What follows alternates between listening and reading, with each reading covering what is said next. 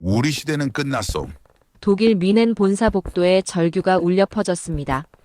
2025년 가을, 세계를 지배하던 독일 자동차 제국이 무너지고 있었습니다. BMW 순이익 37% 폭락, 폭스바겐 87년 만에 공장 폐쇄 검토, 중국에게 빼앗긴 1위 자리. 프리미엄의 상징들이 하나둘 무릎을 꿇었습니다. 52세 로보틱스 전문가 알렉산더 브루크너는 그 몰락의 현장 한가운데 서 있었습니다.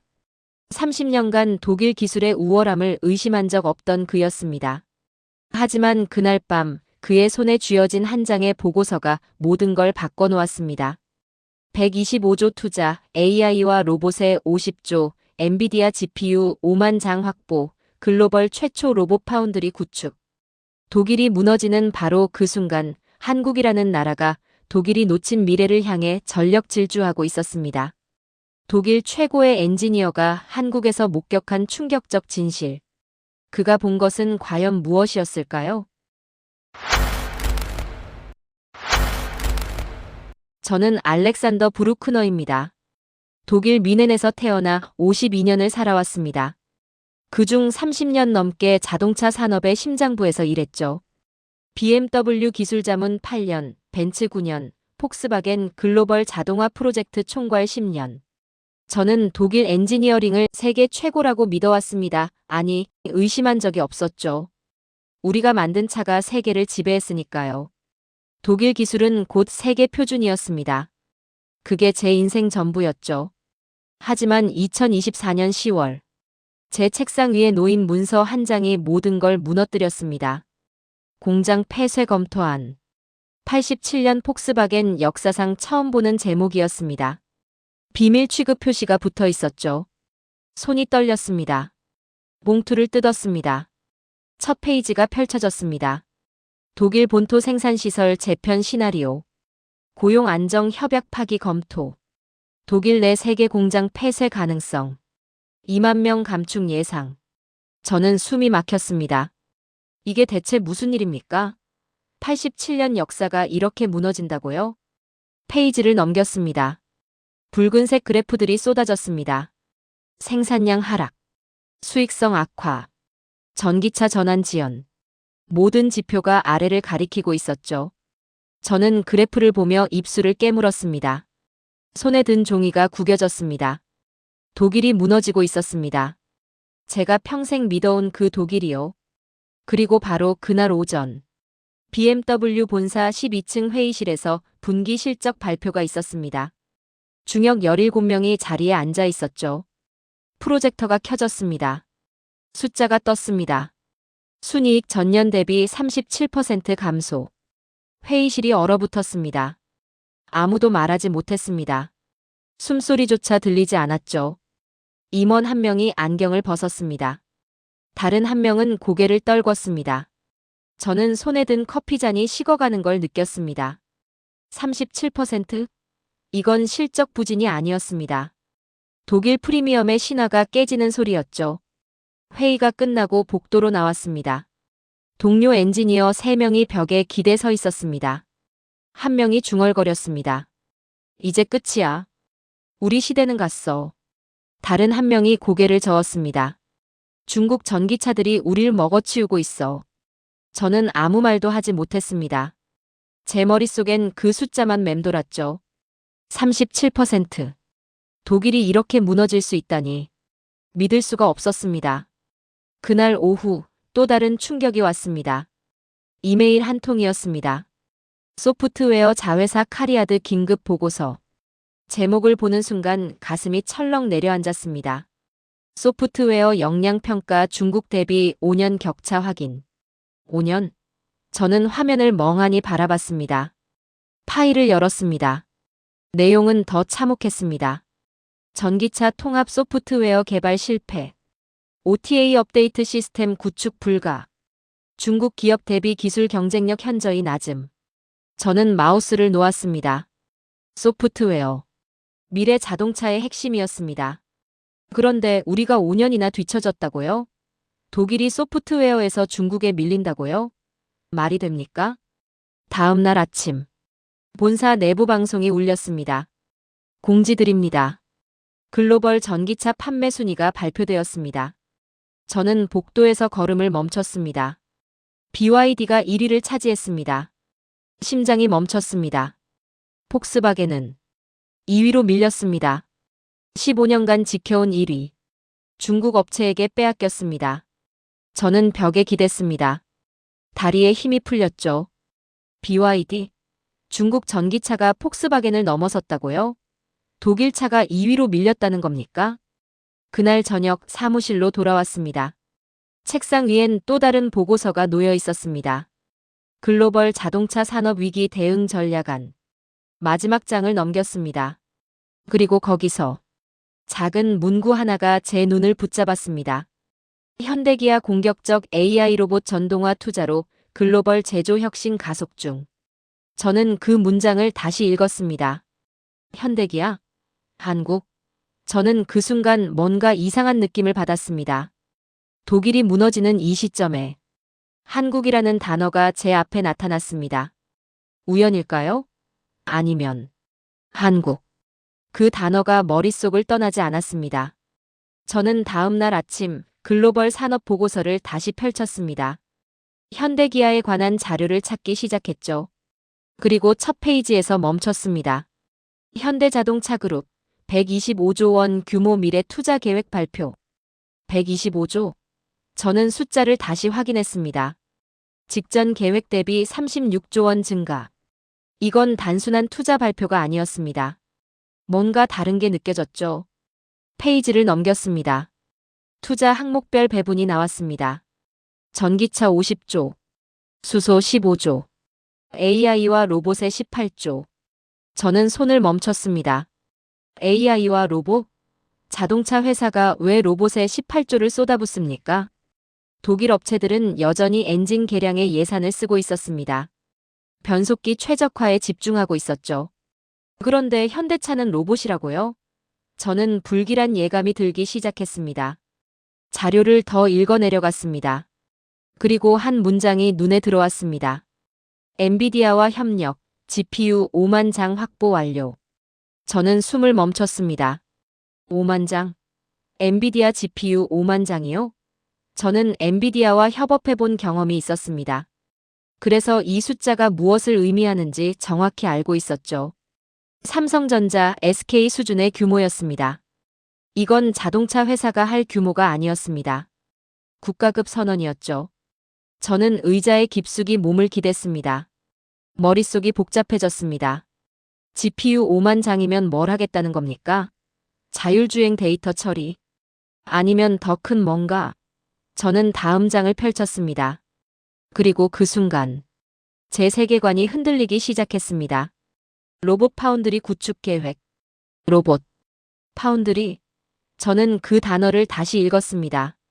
파운드리는 반도체 용어였습니다. 대량 생산 시스템을 뜻하죠. 그런데 로봇 파운드리라니. 로봇을 반도체처럼 찍어낸다는 겁니까? 자료에는 구체적인 내용이 적혀 있었습니다. 휴머노이드 로봇 대량 생산 체계 구축. 실시간 AI 학습 및 성능 검증 시스템. 글로벌 최초 로봇 통합 생산 인프라. 저는 종이를 내려놓았습니다. 손이 떨렸습니다. 이건 자동차 얘기가 아니었습니다. 산업 패러다임 전환이었죠. 독일은 여전히 전통 제조에 매달려 있었습니다. 내연기관 최적화, 기계공학 고도화. 그런데 한국은 완전히 다른 길을 걷고 있었습니다. AI, 로봇, 소프트웨어. 저는 가슴이 답답해졌습니다. 우리가 뒤처지고 있는 건가요? 다음 날 오전 내부 회의가 있었습니다. 글로벌 경쟁사 동향 분석 세션이었죠. 중역 12명이 참석했습니다. 저는 자료를 들고 들어갔습니다. 현대차 투자 계획서였습니다. 회의가 시작됐습니다. 한 임원이 물었습니다. 브루크너 특이사항 있습니까? 저는 자료를 펼쳤습니다. 현대차의 움직임을 봐야 합니다. 회의실이 조용해졌습니다. 125조 투자 중 50조가 AI와 로봇입니다. 한 임원이 비웃었습니다. 현대차가 무슨 로봇을 한다고? 다른 임원도 고개를 저었습니다. 과장된 홍보 아닙니까? 저는 침착하게 말했습니다. 엔비디아 GPU 5만 장을 확보했습니다. 회의실이 잠시 조용해졌습니다. 그러나 곧 누군가 말했습니다. 그래봤자 한국 아닙니까? 독일 기술에는 못 미치죠. 저는 아무 말도 하지 않았습니다. 하지만 속으로는 불안했습니다. 저는 예전에도 이런 장면을 본 적이 있었습니다. 테슬라가 전기차를 발표했을 때 독일 엔지니어들은 비웃었죠. 전기차는 장난감이다. 독일 내연기관을 못 따라온다. 그리고 우리는 늦었습니다. 5년이나 뒤처졌죠. 지금도 똑같은 상황 아닙니까? 한국을 과소평가하고 있는 겁니까? 그날 저녁 사무실에 홀로 남았습니다. 창밖엔 미넨 시내 불빛이 보였습니다. 저는 현대차 자료를 다시 펼쳤습니다. 125조. 로봇 파운드리. GPU 5만 장. 이 숫자들이 계속 머릿속을 맴돌았습니다. 저는 처음으로 두려움을 느꼈습니다. 독일이 또 놓치고 있는 건 아닐까요? 한국이 정말 뭔가 다른 걸 보고 있는 건 아닐까요? 다음 날 아침, 저는 결심했습니다. 현대차를 제대로 파악해야겠다고요. 사무실에서 자료 검색을 시작했습니다. 그리고 2021년 기사 하나를 발견했습니다. 현대차, 보스턴 다이내믹스 인수 완료. 저는 그때 이 뉴스를 봤었습니다. 솔직히 비웃었죠. 자동차 회사가 왜 로봇 회사를 사? 당시 독일 업계 반응도 비슷했습니다. 현대차의 실수다. 하지만 지금 이 기사를 다시 보니 느낌이 완전히 달랐습니다. 2021년. 3년 전이었습니다. 그때 이미 정의선 회장은 뭔가를 본 겁니까? 로봇 파운드리를 구상했던 겁니까? 저는 등골이 서늘해졌습니다. 우리가 전기차 전환을 고민하고 있을 때 한국은 이미 로봇 시대를 준비하고 있었던 겁니다. 자료를 더 찾았습니다. 아틀라스. 휴머노이드 로봇이었습니다. 유튜브에서 영상을 찾았습니다. 아틀라스 울산 공장 시범 투입 현장. 클릭했습니다. 화면 속 울산 공장. 아틀라스가 컨베이어 벨트 옆에 서 있었습니다. 부품을 집어들었죠. 정확한 위치에 옮겨 놓았습니다. 그런데 갑자기 부품 하나가 라인에서 떨어졌습니다. 독일 공장이었다면 즉시 가동 중단입니다. 하지만 아틀라스는 달랐습니다. 로봇이 멈췄습니다. 고개를 돌렸습니다. 떨어진 부품을 확인했죠. 그리고 스스로 판단해서 다른 라인으로 부품을 보냈습니다. 라인은 멈추지 않았습니다. 저는 마우스를 놓았습니다. 손이 떨렸습니다. 로봇이 판단했다고? 독일 공장의 로봇은 프로그래밍된 대로만 움직입니다. 예상치 못한 상황이 생기면 멈춥니다. 사람이 개입해야 하죠. 하지만 아틀라스는 달랐습니다. 상황을 인식하고 스스로 판단하고 해결책을 실행했습니다. 이건 단순한 로봇이 아니었습니다. AI가 탑재된 시스템이었죠. 저는 화면을 멍하니 바라봤습니다. 우린 이걸 못 만든다. 다음 자료를 열었습니다. 스팟. 사종 로봇이었습니다. 영상을 재생했습니다. 스팟이 공장 고온 구역을 돌아다녔습니다. 사람이 들어가기 위험한 곳이죠. 카메라로 시설을 점검했습니다. 열화상 센서로 온도를 측정했습니다.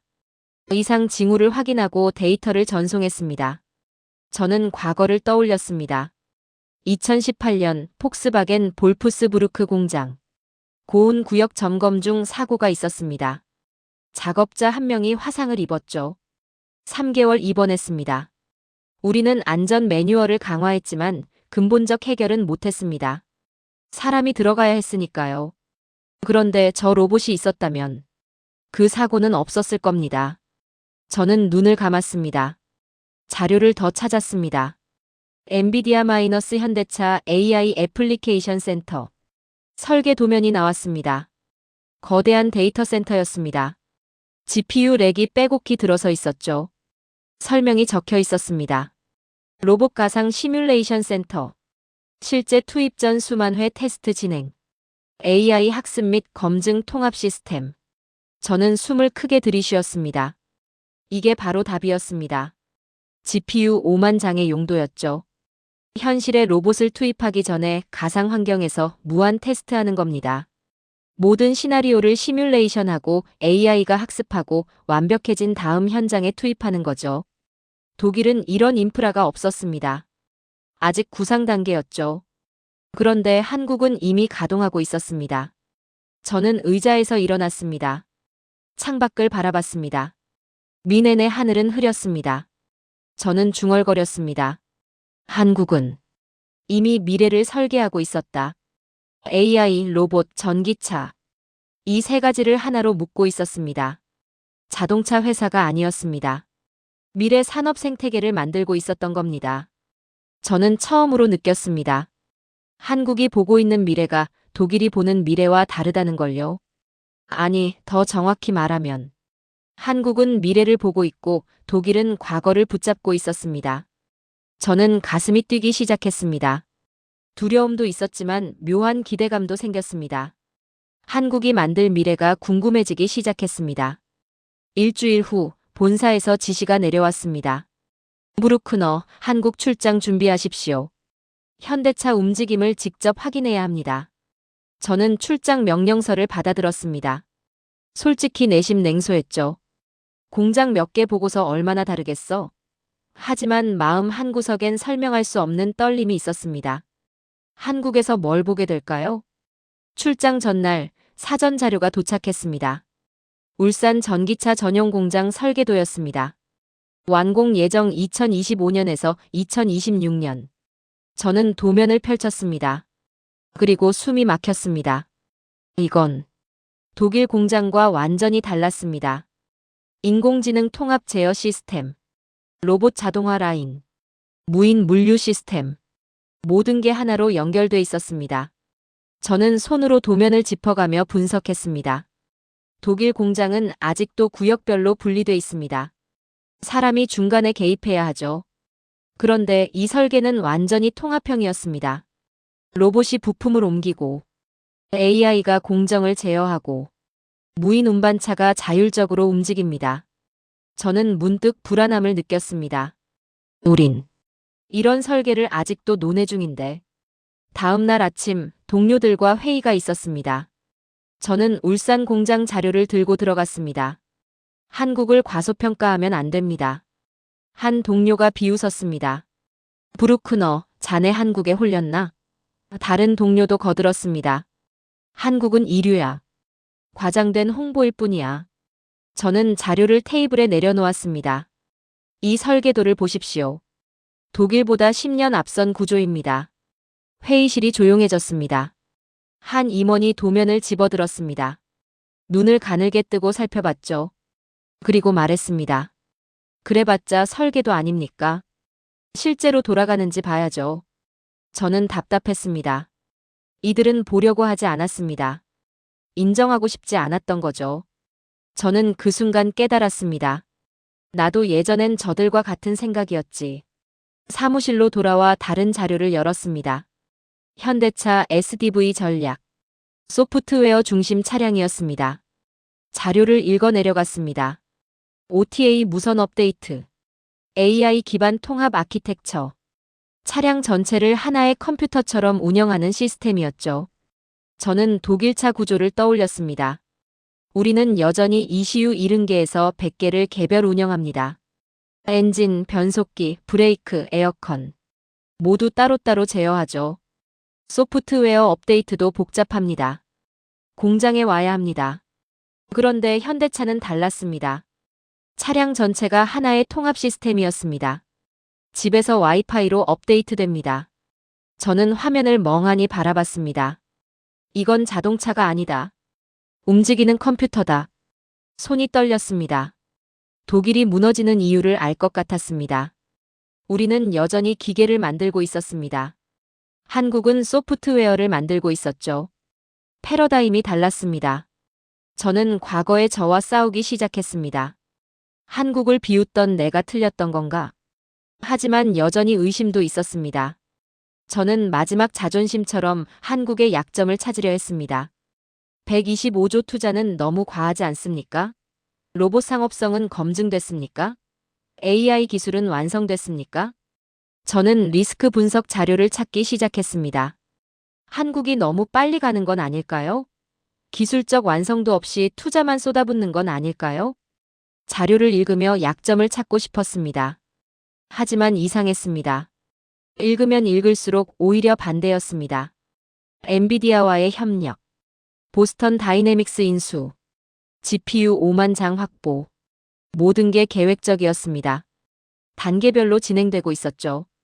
저는 자료를 덮었습니다. 손으로 얼굴을 감쌌습니다. 한국의 약점을 찾으려 했는데 약점이 없었습니다. 아니, 정확히 말하면 한국은 리스크를 알면서도 전진하고 있었습니다. 독일은 리스크를 두려워하며 멈춰 있었죠. 저는 창밖을 바라봤습니다.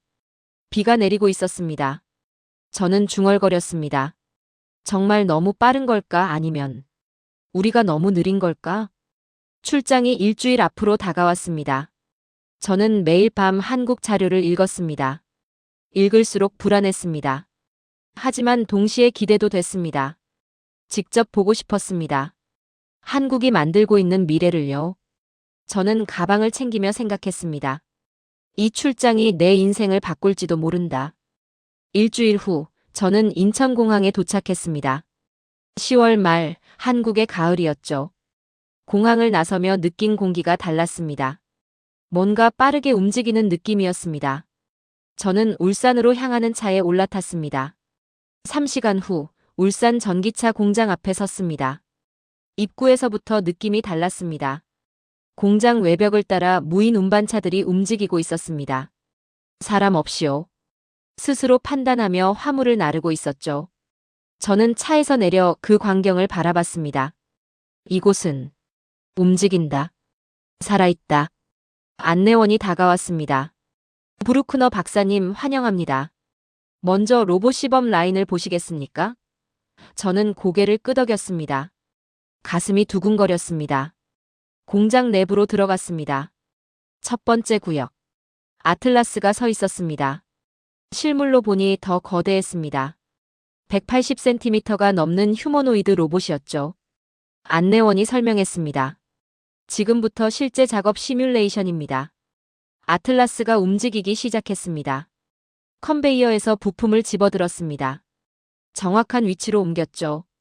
그런데 갑자기 부품 하나가 예상치 못한 위치에 떨어졌습니다. 저는 숨을 멈췄습니다. 독일 공장이라면 비상정지입니다. 하지만 아틀라스는 멈추지 않았습니다. 고개를 돌려 떨어진 부품을 확인했습니다. 3초 만에 판단했습니다. 부품을 집어들어 다른 라인으로 보냈습니다. 전체 공정은 계속 돌아갔죠. 저는 입을 열지 못했습니다.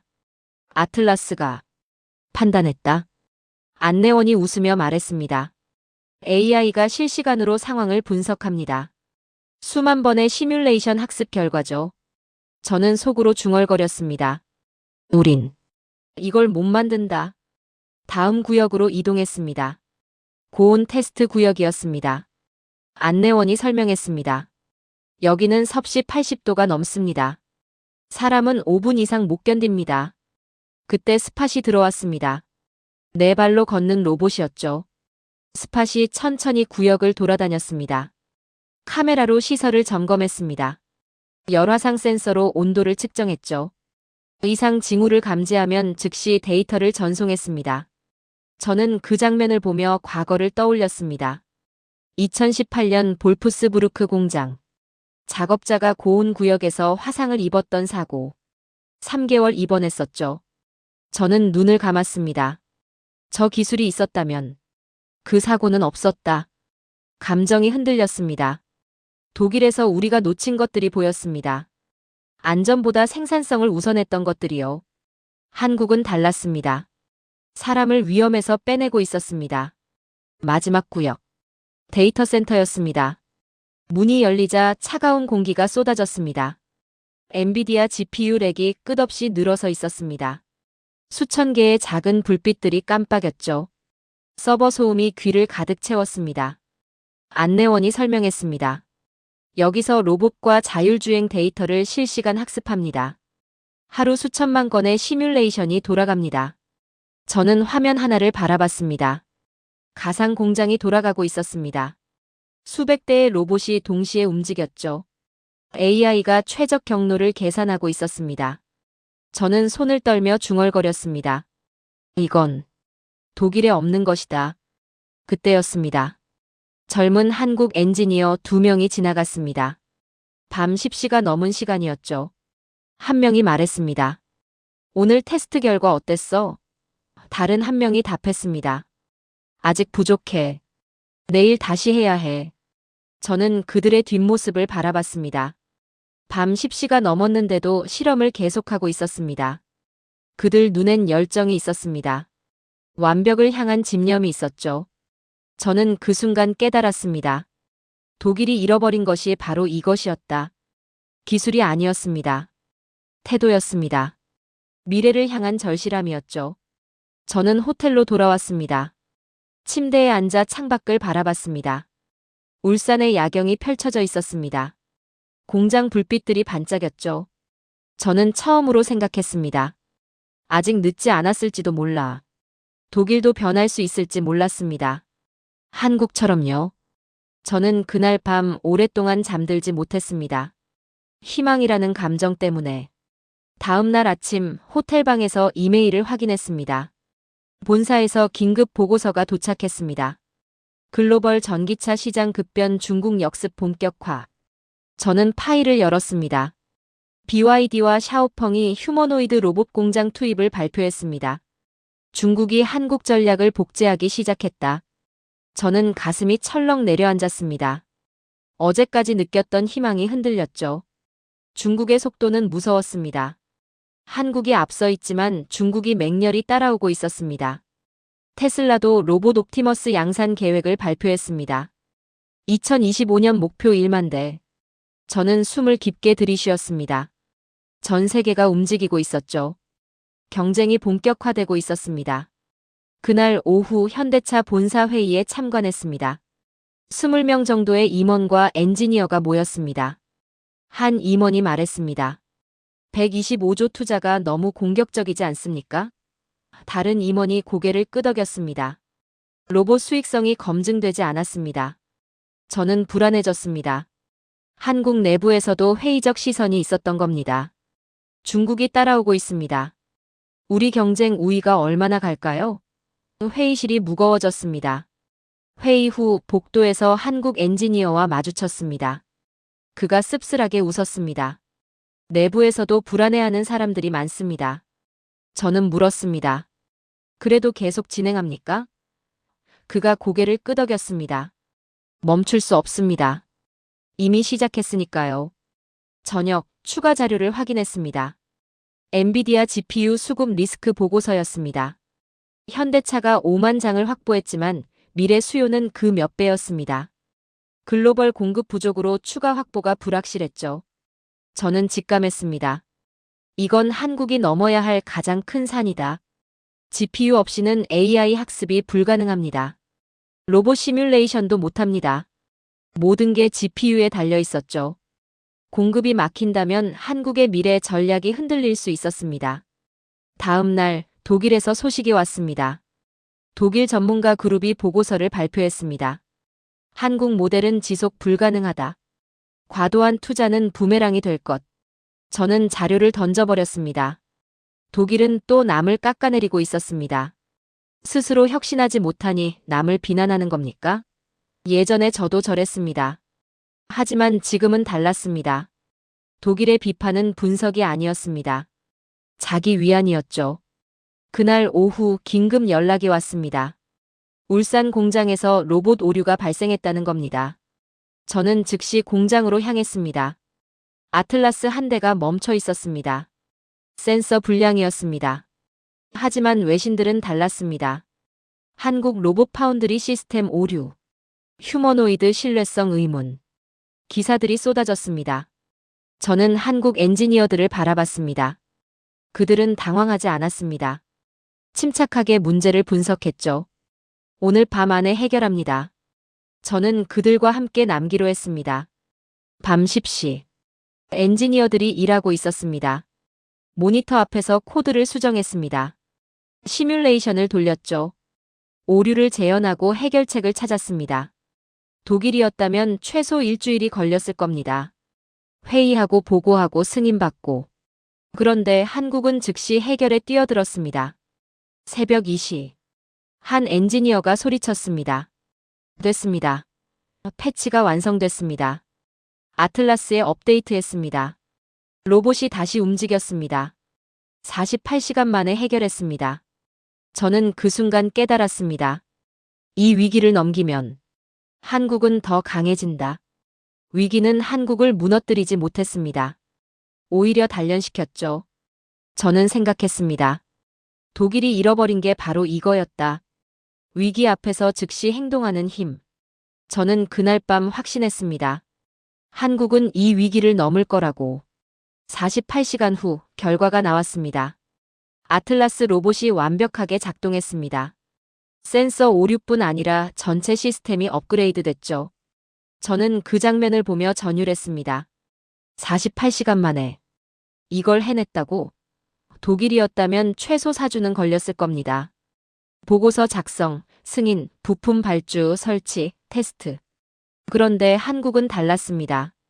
즉시 분석하고 즉시 해결했죠. 외신 기사들이 조용해졌습니다. 비판하던 목소리들이 사라졌습니다. 한국이 증명해냈으니까요. 일주일 후 더 큰 뉴스가 터졌습니다. 엔비디아 젠슨 황의 기자회견이었습니다.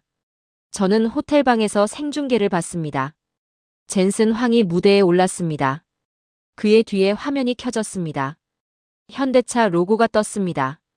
저는 숨을 멈췄습니다. 젠슨 황이 말했습니다. 우리는 현대차와 함께 미래를 만들어갑니다. 옴니버스 플랫폼과 현대차 로봇 파운드리의 결합.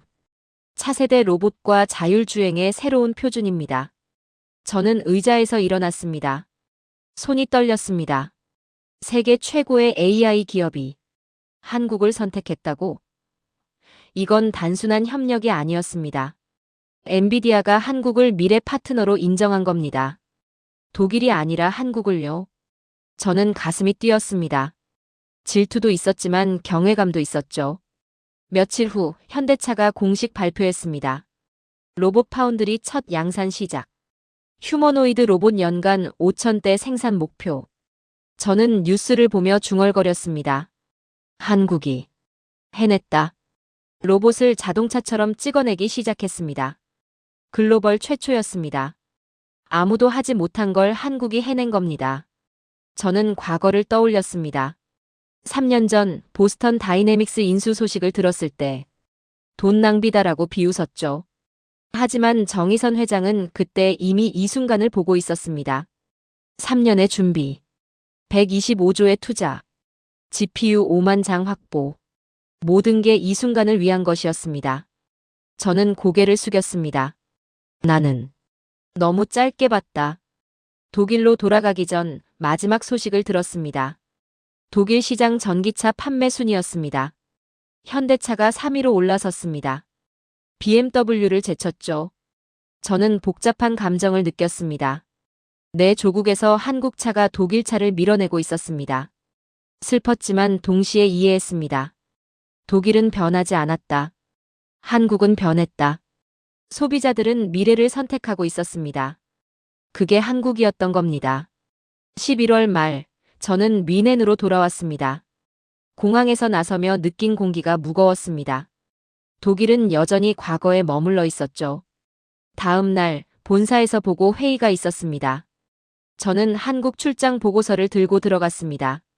30페이지 분량이었습니다. 제목은 이렇게 적었습니다. 한국에서 본 미래 우리가 배워야 할 것들. 회의실에 20명이 앉아 있었습니다.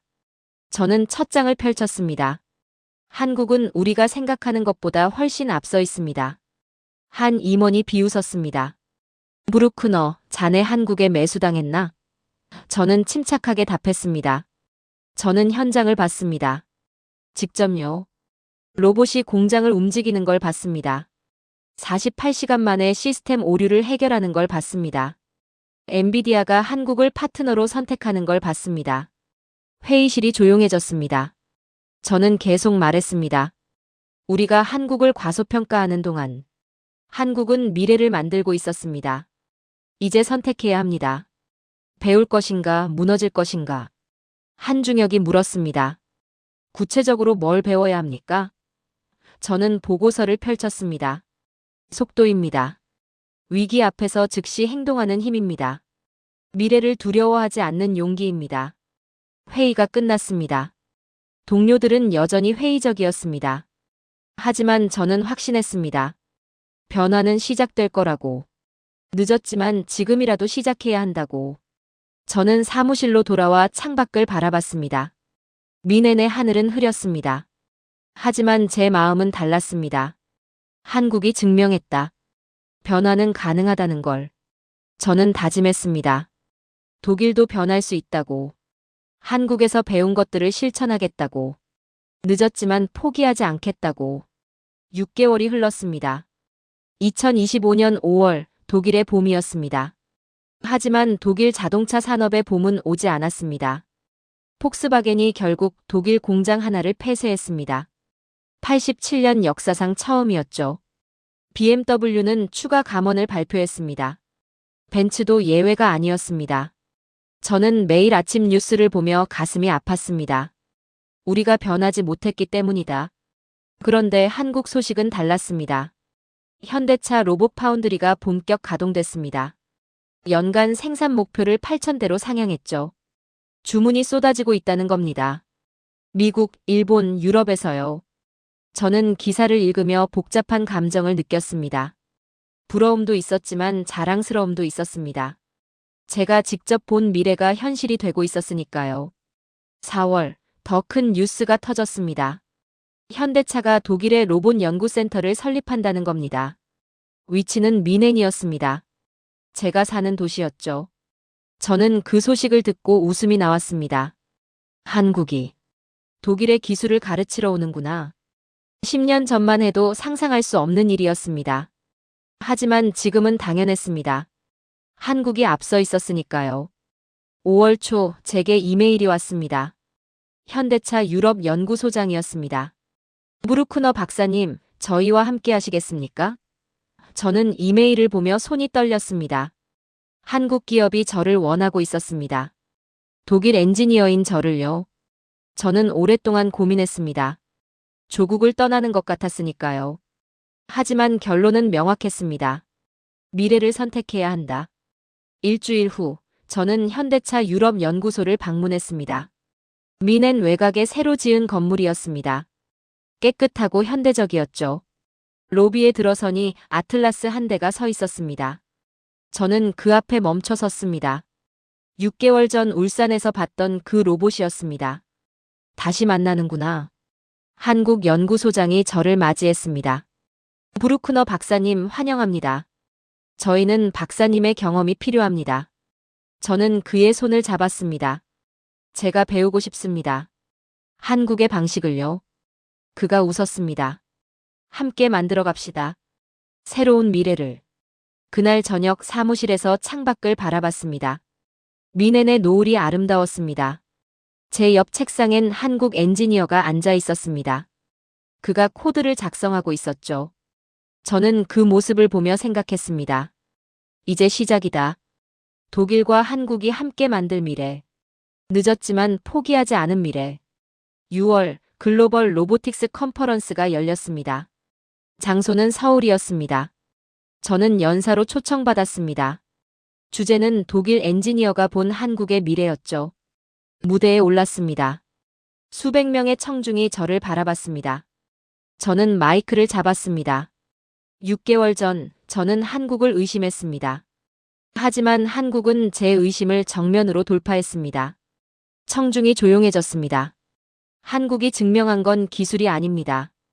변화를 두려워하지 않는 용기입니다. 미래를 만들어가는 힘입니다. 박수가 터져나왔습니다. 저는 계속 말했습니다. 독일은 과거의 영광에 갇혀 있었습니다. 하지만 한국은 미래를 향해 달렸습니다. 이제 저는 확신합니다. 미래는 변화하는 자의 것입니다. 한국이 그걸 증명했습니다. 강연이 끝났습니다. 많은 사람이 악수를 청했습니다. 독일, 미국, 일본, 중국에서 온 엔지니어들이었죠. 그들 모두 같은 질문을 했습니다. 어떻게 하면 한국처럼 할 수 있습니까? 저는 답했습니다. 두려워하지 마십시오. 그리고 시작하십시오. 그날 밤 호텔에서 한국의 야경을 바라봤습니다. 서울의 불빛들이 반짝였습니다. 저는 중얼거렸습니다. 한국은 해냈다. 불가능해 보였던 걸 가능하게 만들었다. 저는 처음으로 느꼈습니다. 희망이라는 감정을요. 독일도 변할 수 있다는 희망. 세계가 함께 나아갈 수 있다는 희망. 그리고 그 중심에 한국이 있었습니다. 저는 다짐했습니다. 나도 그 변화의 일부가 되겠다. 늦었지만 포기하지 않겠다고. 한국에서 배운 것들을 실천하겠다고. 미래를 두려워하지 않겠다고. 저는 창밖을 바라보며 미소 지었습니다. 감사합니다, 한국. 당신들이 보여준 미래를